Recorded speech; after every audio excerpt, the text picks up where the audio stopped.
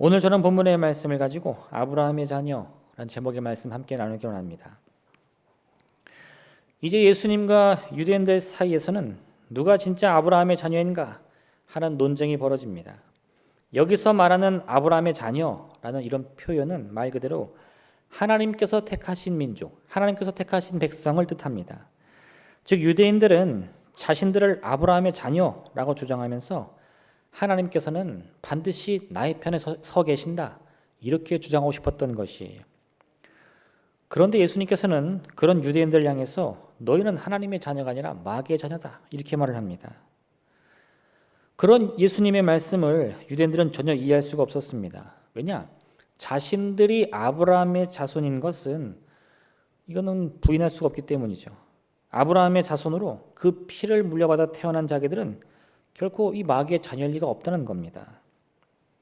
그런데 오늘 예수님께서는 계속해서 그런 이들을 향해 너희는 아브라함의 피를 물려받은 것은 사실이나 너희의 아버지는 하나님이 아니다 이렇게 말씀을 하세요. 그렇다면 누가 아브라함의 자녀이며 누가 마귀의 자녀일까요? 우리가 하나님의 참된 자녀가 되기 위해서는 어떻게 해야 되는지 그 의미를 함께 살펴보기 원합니다. 첫 번째, 참된 하나님의 자녀는 하나님과 마음을 나눌 수 있어야 합니다. 아브라함의 자녀가 되기 위해서는요, 반드시 하나님의 말씀을 따라야 되죠. 참된 자녀의 기준은 아주 중요합니다. 내가 누구의 자녀인지 확인할 수 있는 가장 분명한 증거가 되기 때문이죠. 아마 우리들 대부분은요, 이런 관계에 대해서 부모 자녀 관계는 혈연으로 이루어집니다 라고 말하고 싶으실 것이에요. 그런데 오늘 예수님께서는 이런 혈연 관계를 넘어서 진짜 부모 자녀 관계는 마음을 나누는 관계다 이렇게 말씀을 하십니다. 오늘 예수님은 이렇게 말씀하시는데 나는 내 아버지에게서 본 것을 말하고 너희는 너희 아버지에게서 들은 것을 행하느니라. 예수님께서는 하나님 아버지에게서 본 것을 말씀하십니다. 왜 그럴까요? 하나님 아버지와 마음이 하나이기 때문에 그렇죠. 유대인 무리들은 자신들이 아비라고 생각하는 존재들에게서 들은 것을 행합니다. 뭘까요? 마귀가 말하는 것을 그대로 행하는 거예요. 왜요? 마귀와 마음을 나눴으니까.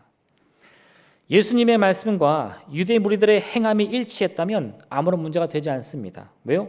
이 예수님과 유대 무리들이 함께 섬기는 그 아버지는 하나님 한 분이실 테니까요. 그런데 지금 예수님의 말씀과 이 유대인들의 말 또한 그들의 주장이나 행함은 전혀 다른 방향을 가고 있습니다. 예수님께서는 그런 유대인들을 향해서 그들은 세상에 속한 자 또는 죄의 종이 될 수밖에 없다고 말씀하시는 거예요.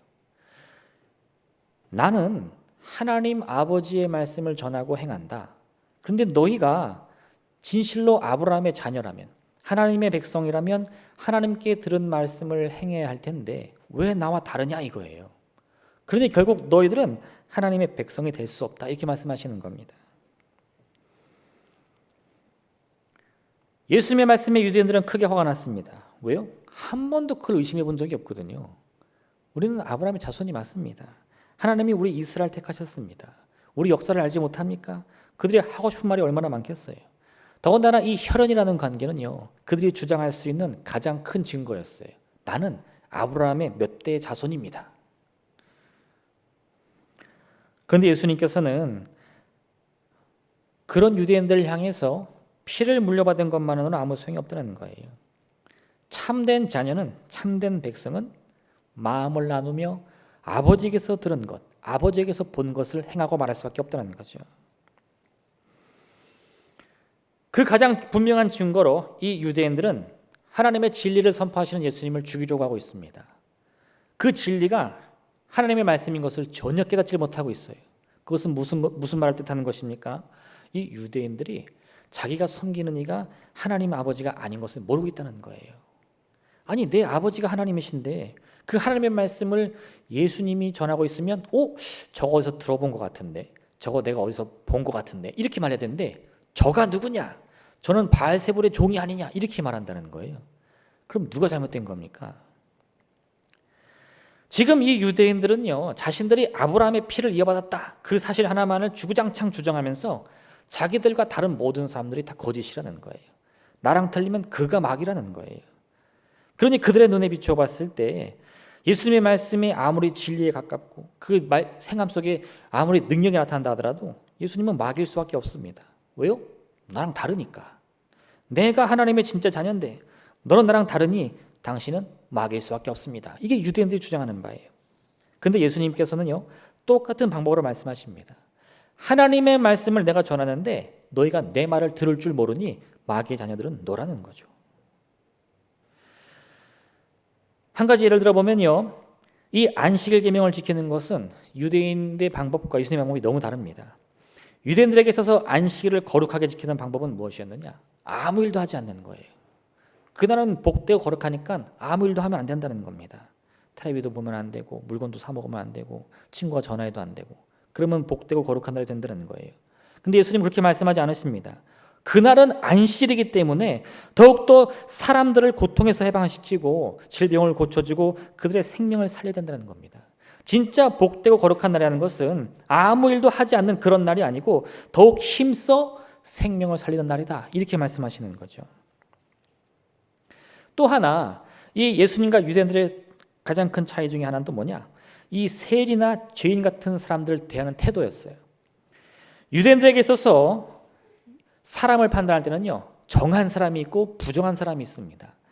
내가 정한 사람인데 이 정한 사람이 부정한 사람과 함께 어울리면 이 부정함이라는 것이 마치 전염병처럼 감염이 되는 거예요. 할렐루야.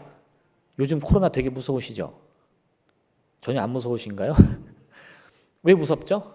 전염이 되니까. 지금 저 사람이 코로나에 걸렸는지 안 걸렸는지 모르는데 내가 그 사람하고 악수를 하고 마스크도 안 쓰고 대화를 하면 어떻게 되죠? 그 코로나의 병균이 나한테 옮는 거예요. 그래서 이제는 사람들이 서로 만날 때는 마스크도 쓰고 눈으로만 인사하고 이렇게 악수하려고 해도 잘 안 하려고, 그죠? 접촉 안 하려고 하잖아요.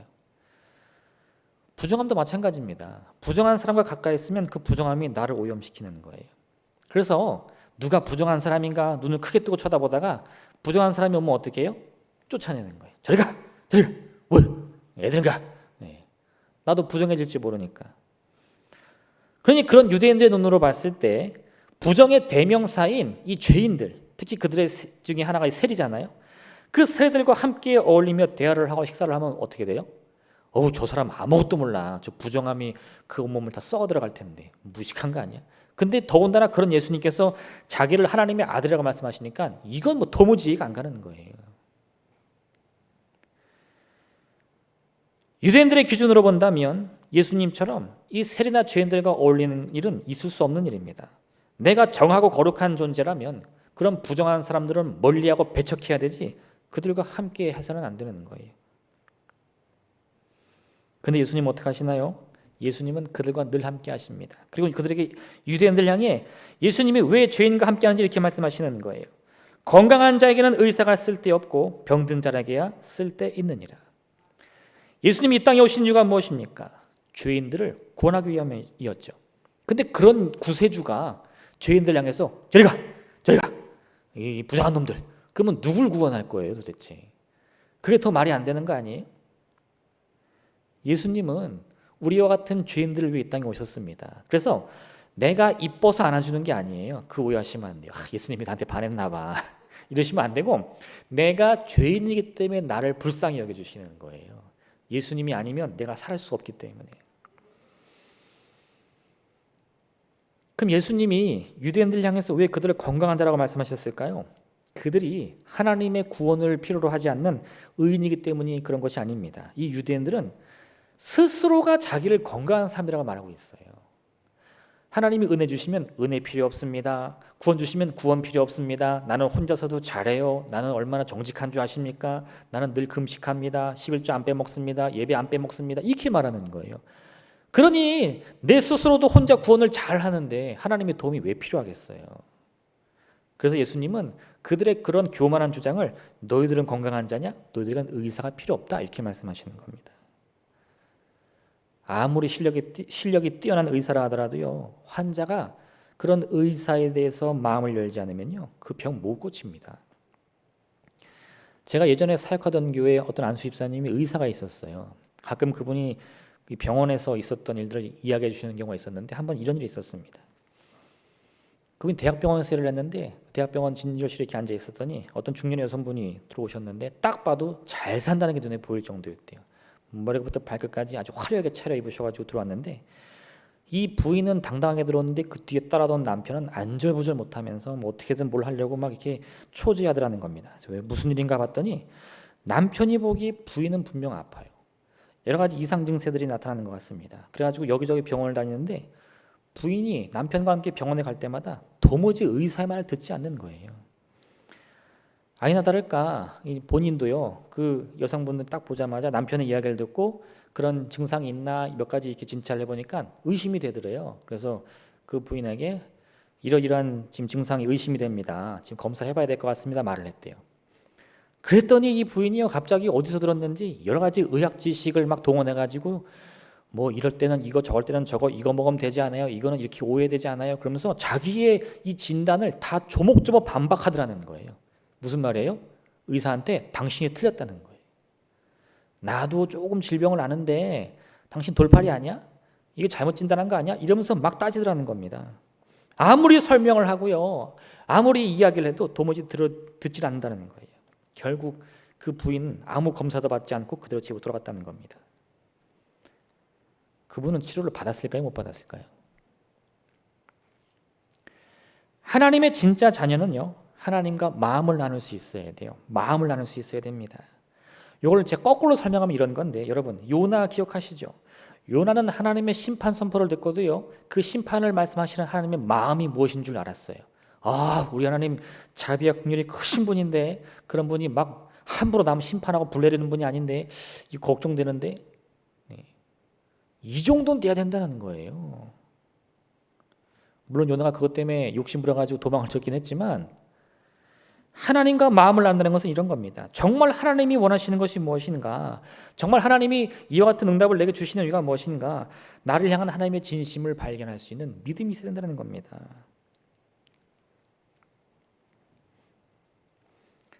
근데요, 이 유대인들은 하나님의 말씀을 듣고 이해하는 것에 만족했어요. 무슨 말이냐? 이 요나의 비유를 하면 하나님께서 유대인들에게 말씀 주시는 거죠.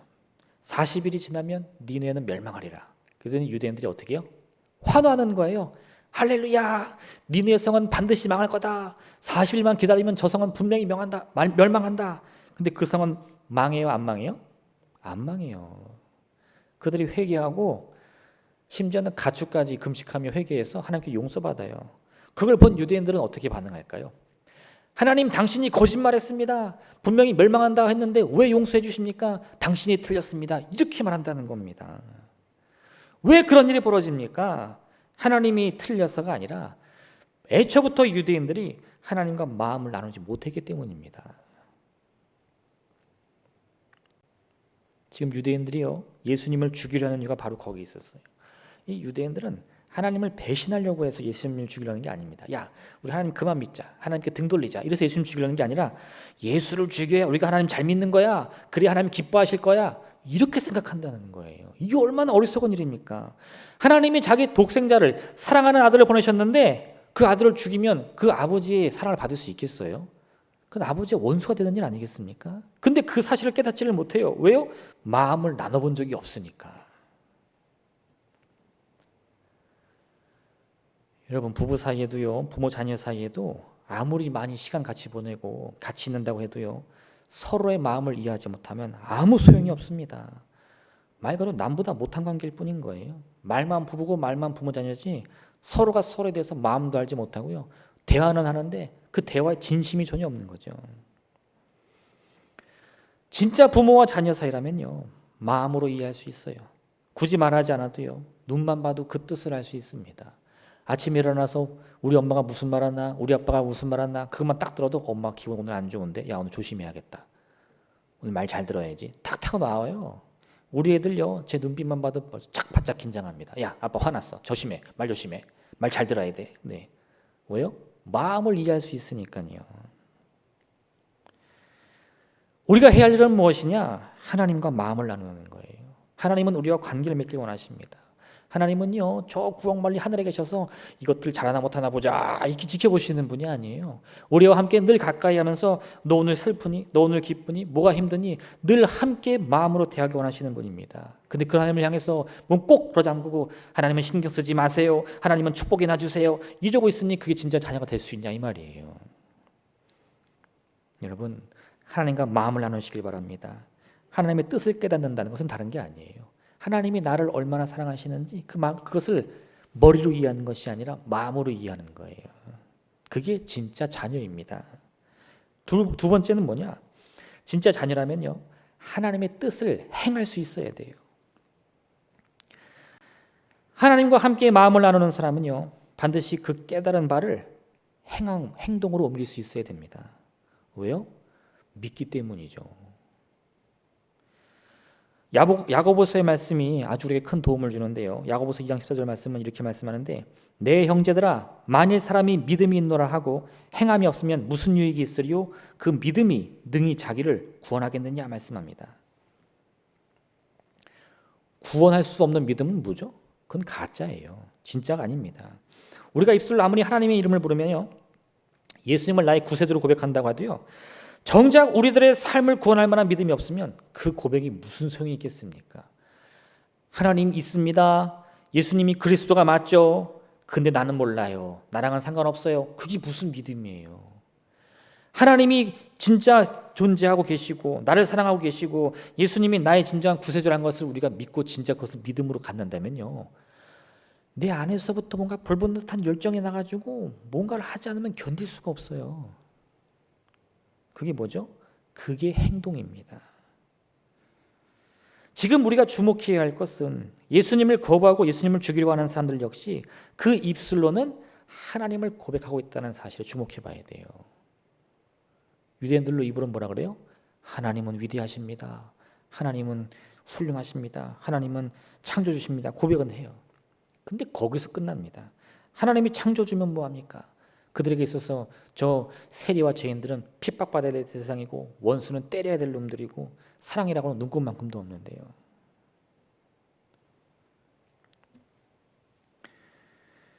그들은요, 우리가 아브라함의 자손이라 남의 종이 된 적이 없거늘 어찌하여 우리가 자유롭게 되어야 하느냐 이렇게 말을 합니다. 나는 한 번도 죄를 지은 적이 없다. 나는 한 번도 죄의 종이 된 적이 없다. 나는 한 번도 아브라함의 자손에서 벗어난 적이 없다. 이 얼마나 교만한 고백입니까? 그들은 자신들이 하나님의 백성이며 하나님을 믿는다는 사실에 조금도 의심이 없었습니다. 그런데 그와 같은 믿음의 고백으로도 자기들의 삶은 물론이고 다른 사람의 삶도 조금도 바꿀 만한 능력이 없었어요. 그들은요, 정작 죄인은 멸시하고 가늠한 여인을 보자 돌로 치료합니다. 장애를 가진 사람들은 업신여기기 일수고요, 병에 걸린 사람들은 부정하다고 해서 쫓아내기 일수였어요. 그게 유대인들의 삶이었습니다. 결국 그들은 이 세상에서 하나님의 사랑을 갈망하며 그 사랑을 나누는 삶을 사는 것이 아니라 하나님의 사랑을 이용해서 내 욕심 채우기 바쁜 사람들이었습니다. 그러니 자신들과 같이 하나님을 믿는 사람들 보면요, 어떤 생각이 들까요? 내가 더 많이 받아야 되는데, 내가 더 먼저 받아야 되는데, 이런 생각만 하고 있다는 거죠. 사도 야고보는 또한 우리에게 이와 같이 말씀합니다. 만일 형제나 자매가 헐벗고 일용할 양식이 없는데 너희 중에 누구든지 그에게 이르되 평안히 가라, 덥게 하라, 배부르게 하라 하며 그 몸에 쓸 것을 주지 아니하면 무슨 유익이 있으리요? 이와 같이 행함이 없는 믿음은 그 자체로 죽은 것이라. 이 말씀을 잘 기억하셔야 되는데, 여러분, 믿음이 아니게 아니에요. 믿음이 맞긴 맞아요. 믿음은 믿음인데 어떤 믿음이에요? 죽은 믿음이에요. 그래서 이 유대인들은 자기가 믿음이 있다고 생각할 수 있다는 겁니다. 왜? 믿음을 갖고 있으니까. 근데 그게 어떤 믿음이라고요? 생명이 없는 믿음, 능력이 없는 믿음, 아무 쓰잘데기도 없는 믿음 갖고 있다는 거예요. 참된 믿음은요, 능력이 있어야 돼요. 힘이 있어야 됩니다. 생명력이 넘쳐야 돼요. 그 믿음이 우리 안에 있다면 우리의 삶 가운데 뭐가 일어나도 반드시 일어날 수밖에 없다는 거죠. 1950년대에 우리나라는 어떤 상태였나요? 전쟁으로 지옥과 다름이 없었죠. 가정을 다 박살나고요, 삶의 기반도 다 파괴되었습니다. 거리마다 부모 잃은 자녀들, 어린 아이들로 막 바글바글 했다고 합니다. 헐벗고 굶주리고 추위 얼어 죽고. 1952년에 미국의 에버렛 스완슨이라는 목사님이 당시 우리나라에 주둔했던 미군의 이 설교를 하기 위해서 한국을 방문했어요. 근데 그 당시만 해도 이 스완슨 목사님은 한국이 어떤 나라인지 전혀 몰랐답니다. 근데 와보니까 완전히 비참한 상황이었어요. 특히나 그분의 마음을 아프게 했던 것은 이 어린아이들의 고통이었습니다. 전쟁고아들이요, 어디를 가나 널려있고 그들이 늘 추위와 배고픔 속에서 죽어가는 모습을 보게 되는 거예요. 너무 큰 충격을 받아가지고 이 목사님이 미국에 돌아가가지고는 자기가 섬기는 교회를 중심으로 해가지고 이런 사실을 아주 계속해서 알립니다. 한국이라는 나라를 기억해 주십시오. 지금 전쟁 중에 있는데 수많은 어린 생명들이 죽어가고 있습니다. 당신들의 작은 후원으로 그 아이들 살릴 수 있습니다. 해가지고 어떻게 하면 이 아이들을 살릴까 이 목사님이 여러 연구를 하다가 한 가지 방법을 발견했어요. 1954년, 그러니까 미국으로 돌아간 지 2년 만에 이 스완슨 목사님이 후원금을 모아가지고 가정과 개인 혹은 단체가 한 명의 아이를 계속해서 후원할 수 있도록 연결해 주는 거예요. 그냥 돈 한 번 주고 마는 게 아니라 한 번 내가 이 아이를 섬기겠습니다 하면 그 아이가 성장할 때까지 계속 돈을 보내주는 거예요. 그렇게 1대1 연결을 해줘가지고 그런 방법으로 한국에 있는 10만 명의 아이들을 연결해 주었습니다. 그리고 그분이 그러한 프로그램을 통해 가지고 오늘날 컴패션이라는 단체를 만들었어요. 스완슨 목사님의 이 노력으로 말미암아 아이들은요, 먹고 자는 문제만 해결받은 것이 아니고 지속적인 교육을 받을 수 있게 됩니다. 그래서 그 아이들은 이 전쟁통에 난리가 난 상태에서도요, 교육을 받고 자기가 받은 그 사랑을 다시 다른 아이들에게 전달하기 위해서 성인이 될 때까지 끊임없이 노력하며 우리나라의 기반이 되는 그런 사람들로 자랄 수 있게 되었다는 거예요. 1993년 이 컴패션 단체는요, 한국에 대한 후원을 중단합니다. 왠 줄 아세요? 이제 우리나라도 후원받을 만한 위치가 아니게 되었기 때문에. 이 스완슨 목사님이 처음 꿈꾸던 그대로요, 정말 그 수많은 사람들이 작은 도움으로 우리 한국의 고아들을 하나하나 살렸더니 50년이 채 안 되는 시간 안에 우리나라가 이 모든 배고픔과 굶주림에서 벗어나게 되는 거예요. 그리고 그 다음에 2003년부터 10년 뒤 2003년에는 오히려 이 컴패션이 한국에 지부를 설치해서 이제 우리나라가 다른 나라의 도움을 받는 나라가 아니라 다른 나라에 도움을 주는 10번째 후원국이 됐다고 합니다. 이 스완슨 목사님은 자신의 일기장에 이렇게 고백을 했는데, 한 어린이의 손을 잡은 제게 한 고아원을 세우게 해주시고 한 고아원을 세운 제게 한 나라가 서는 것을 보게 해주시니 감사합니다. 이 놀라운 기적이 어떻게 일어났느냐? 그분이요, 한국에 있던 이 고아들을 보고 불쌍한 마음이 들었어요. 근데 그러고 그냥 미국에 돌아가서 불쌍하다, 그럼 어떻게 됐을까요? 아무 일도 안 일어났겠죠. 근데 그 불쌍한 마음과 국률한 마음을 안고 미국에서 발벗고 나선 거예요. 그 나라를 살려야 된다, 그 아이들 살려야 된다, 한 아이만이라도 살려보자. 그리고 그렇게 시작했던 작은 소망이 말 그대로 우리나라를 다시 세우는 아주 큰 힘이 되었다 이겁니다. 부모의 뜻을 이해하는 것과 부모의 뜻을 행하는 것은 완전히 다릅니다. 예수님의 이야기를 기억하시나요? 그러나 너희 생각에는 어떠하냐? 어떤 사람에게 두 아들이 있는데 맏아들에게 가서 이르되 예, 오늘 포도원에 가서 일하라 하니 대답하여 이르되 아버지 가겠나이다 하더니 가지 아니하고 둘째 아들에게 가서 또 그와 같이 말하니 대답하여 이르되 실소이다 하였다가 그 후에 뉘우치고 갔으니 그 둘 중에 누가 아버지의 뜻대로 하였느냐? 말을 들은 건 누구죠? 첫째입니다. 말을 행한 건 누구죠? 둘째입니다. 그럼 아버지의 뜻대로 살아가는 아들은 몇째 아들입니까? 우리에게 필요한 것은요, 단지 하나님의 뜻을 이해하는 것만이 아닙니다. 그 뜻을 이해하셨다면 반드시 그 뜻을 따르고 행하고 여러분의 삶 속에서 이루셔야만 됩니다. 참된 이해와 깨달음이라는 것은요, 나 그거 알았어, 니 다 알았어, 이게 아니에요. 참된 이해라는 것은 그 말에 동의한다는 거예요. 그 말이 맞아, 그 말이 맞는 것 같아. 그럼 동의는 또 뭘 요구하죠? 그대로 행동하기를 요구하는 거예요. 그 말이 맞는 말이니 그 말대로 행해야 되지 않겠어요? 말로는 그 말이 맞는 것 같아 하고 안 하면 어떻게 되는 거예요? 그건 거짓말입니다. 만약 자녀가 아버지의 뜻을 따르지 않는다면요, 그는 아버지의 뜻에 동의하지 않는 것이고 그 뜻에 동의하지 않는다는 것은 처음부터 그 뜻을 이해하지 못했다는 것을 의미합니다. 결국 야고보서가 말하는 건 바로 이거예요. 행함이 없는 것은 왜 죽은 믿음일 수밖에 없느냐? 행함이 없다는 것은 그 뜻을 동의하지 않는다는 것이고, 그 뜻을 동의하지 않는다는 것은 그 뜻을 이해하지 못한 것이기 때문에 그렇습니다. 하나님의 말씀을 이해하지 못하는데 어떻게 그게 살아서 역사하는 믿음이 될 수 있겠습니까? 우리가요, 지금 이 순간에 예수님의 말씀을 내 안에 담고 있다면 우리의 삶의 모습을 나타내야 됩니다. 우리의 과거의 모습은 버리고요, 예수님의 말씀이 나에게 뜻하는 바대로 살아갈 수 있는 그런 결단을 해야 돼요. 이거는 어떤 선택이나 타협의 문제가 아닙니다. 과거를 버려 새 사람을 입으라는 것은요, 하면 좋죠 이렇게 말하는 게 아니에요. 예수님을 구세주로 고백하는 인생이라면 반드시 이루어야 할 과정이라는 겁니다. 아버지의 말씀에 예 알겠습니다 라고 말한 것은 안 돼요. 실제로 그 말씀에 따라서 밭에 나가야 진짜 순종이 되는 겁니다. 하나님의 뜻이 무엇인지 아십니까? 그렇다면요, 그 말씀대로 행하시길 바랍니다. 여러분의 삶을 바꾸시길 바랍니다. 당장 그것이 어렵게 보이더라도요, 멈춰서는 안 돼요. 차근차근 하나하나라도 우리의 말, 우리의 행동, 우리의 삶의 습관을 바꿔 나가야 할 줄로 믿습니다. 마지막 세 번째는요, 하나님의 참된 자녀 무엇이냐? 하나님의 말씀이 그 안에 있어야 돼요. 이거 잘 기억하셔야 되는데, 여러분, 우리 자신을 한번 돌아보십시다. 네. 나는 하나님과 마음을 나누고 있습니까? 나는 하나님의 뜻을 잘 행하고 있습니까? 물론 이게 쉽게 대답할 수 있는 건 아니에요.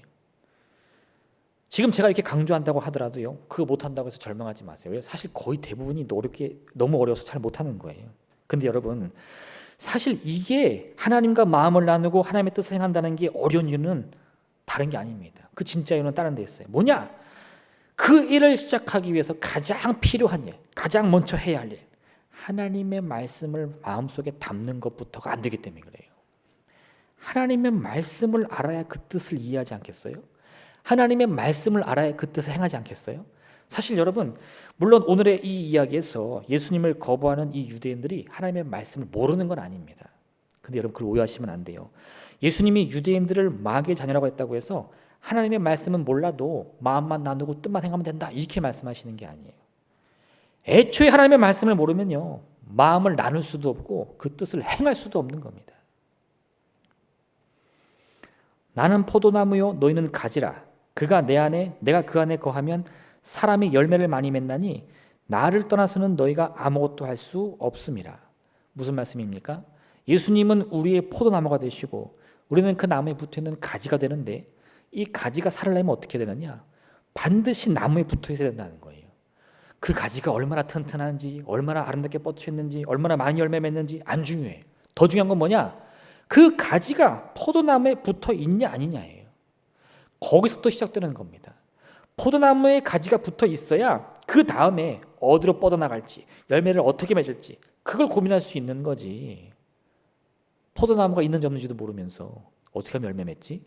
어떻게 하면 크게 자라지? 이거 고민하는 것은 앞뒤가 안 맞는다는 거예요.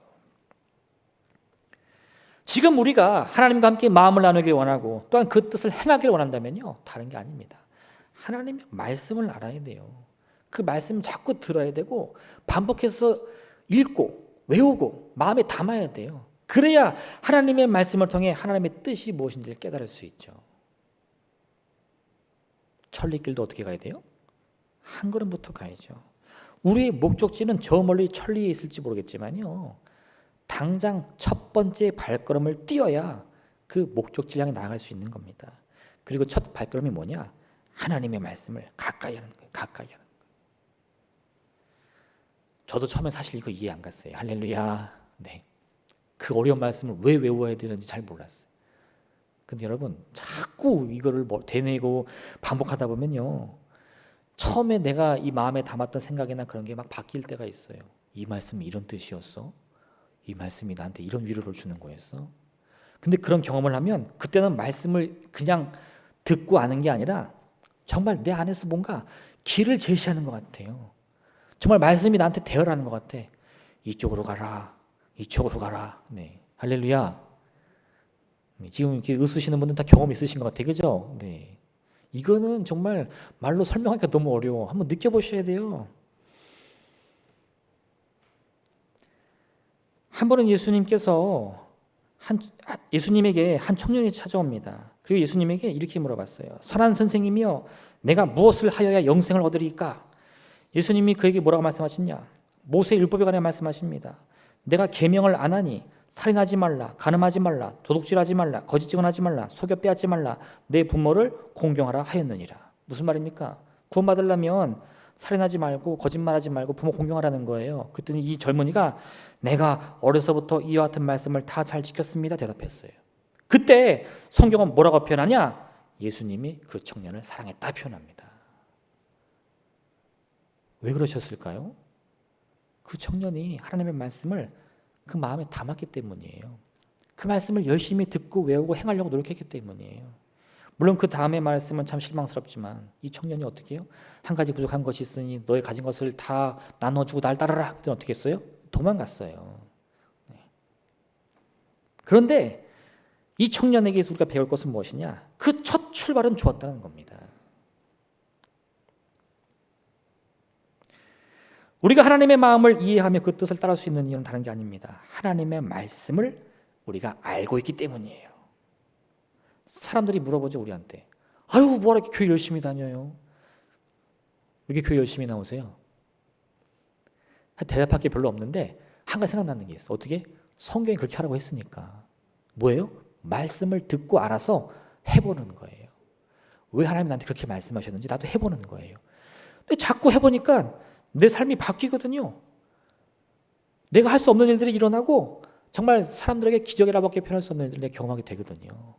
그거 한번 경험한 사람은요, 교회 나오지 말라 그래도 무슨 말이에요? 나 교회 안 나오면 죽어요. 이렇게만 한다는 거예요. 우리는 오늘 예수님과 유대인들 사이의 논쟁을 바라보면서 이 상황을 절대 오해해서는 안 됩니다. 뭐냐? 유대인들은 하나님의 말씀을 잘 알고 있었어요. 그런데 예수님이 그들을 마귀 자식이라 표현한 이유는 다른 게 아닙니다. 그들이 그 말씀을 올바로 행할 수 없었기 때문인 거예요. 우리가 이 말씀을 오해해서 하나님의 말씀 몰라도 되는구나 이렇게 생각하시면 절대 안 됩니다. 하나님의 말씀은 우리의 삶의 시작이에요. 그 말씀이 내 안에 들어와야 우리의 신앙이 그때부터 시작됩니다. 그리고 우리가 실수하지 말아야 될 것은 그 말씀으로 인해서 교만해서는 안 돼요. 말씀 많이 한다고 그것이 끝이 아니에요. 말씀은 마치 우리가 요리를 할 때요, 그 요리에 필요한 재료들을 잘 준비해 놓은 것 같아요. 파도 썰어 놓고 고기도 준비해 놓고 쌀도 준비하고 그 다음에 어떻게 해요? 그거 섞어서 이렇게 먹으면 안 되잖아요. 밥도 짓고 불 펴가지고 찌개도 끓이고 해야 맛있게 먹을 수 있잖아요. 지금 하나님의 말씀을 통해 우리는 우리 인생의 이 요리라는 것을 아주 잘 준비해 놓은 상태예요. 그 다음에는요, 하나님과 마음을 나누고 하나님의 뜻을 행하면서 그 말씀의 요리를 통해 더 멋진 요리를 만들 수 있는 인생이 되어야 됩니다. 믿음의 실천을 바란다면 그 첫 시작인 말씀에 대한 이 배움과 익힘에 더욱 노력하신 여러분 되시길 부탁드립니다. 행함에 대한 강조를 배움과 익힘에 대한 겁으로 받아들여서는 안 돼요. 배워야 되고 익혀야 됩니다. 그래야 행할 수 있는 거예요. 참된 실천이라는 것은 반드시 바른 지식과 지혜를 통해 이루어집니다. 이런 지식과 지혜 없이 이루어지는 모든 결과들은요, 우리 옛날에 이런 말 있죠. 소가 뒷걸음질 치다가 쥐 잡는 격이다. 네. 결과만 좋다고 다 좋은 게 아니에요. 아무것도 모르는데 결과 좋다고 해서 좋아할 필요 없습니다. 왜요? 그거는 뒷걸음치다가 쥐 잡은 거예요. 다시는 그런 일이 있다는 보장 없습니다. 그런데 제대로 된 지식과 지혜를 가지고 그 일을 행한다면요, 2번도 할 수 있고 3번도 할 수 있고 4번도 할 수 있고 몇 번도 할 수 있는 거예요. 우리는 하나님의 은혜와 기적들을 단지 한 번 혹은 몇 번 우연히 마주치는 인생으로 만족해서는 안 됩니다. 하나님의 그 같은 은혜를 항상 누리기 위해서, 항상 내 삶에 담기 위해서 우리는 말씀의 지식을 얻어야 돼요. 그 말씀을 내 안에 담아야 됩니다. 그 말씀의 그릇을 통해 하나님 내게 베풀어 주신 그 모든 은혜를 쏟아내지 않고 다 담아낼 수 있어야 돼요. 여러분, 하나님의 말씀에 서시길 바랍니다. 그리고 여러분들의 모든 입술의 고백이 여러분들의 참된 행함을 통해서 열매 맺으시기를 주님의 이름으로 축원드립니다. 공부에는 정도가 없다고 말하죠. 무슨 말이냐? 네. 공부에는 여러 가지 방법이 있는 게 아닙니다. 야, 이렇게 하면 잘 된대, 저렇게 하면 잘 된대. 아니요. 공부는요, 꾸준히 하는 게 제일 중요해요. 꾸준히 하는 거. 제가 고등학교 때 제일 많이 들은 말이 이건데, 공부는 머리로 하는 게 아니라 엉덩이로 하는 거다. 할렐루야. 네.